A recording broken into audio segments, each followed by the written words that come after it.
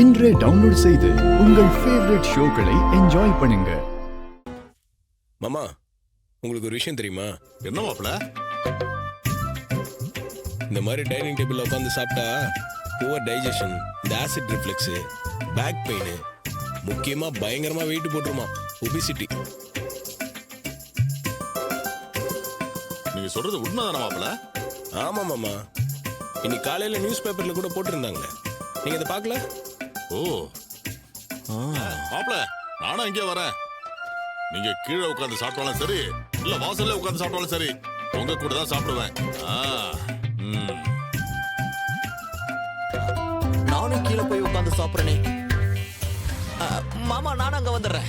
வாங்க வாங்க, இப்படி உட்காருங்க. சாப்பிடுறவங்களா குண்டு ஆகட்டும், நமக்கு நம்ம அழகுதான் முக்கியம்.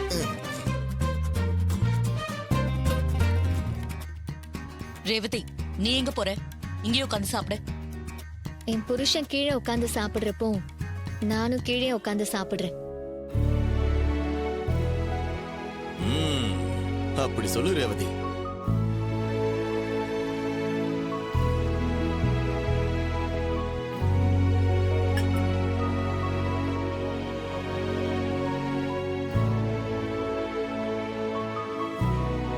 ரோகு, நீயும் பேசாம கீழே வந்து எங்க கூட உட்காந்து சாப்பிட.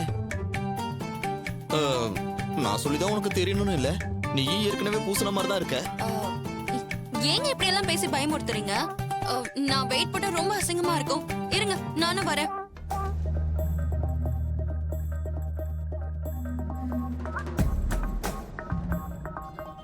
சின்னத்த,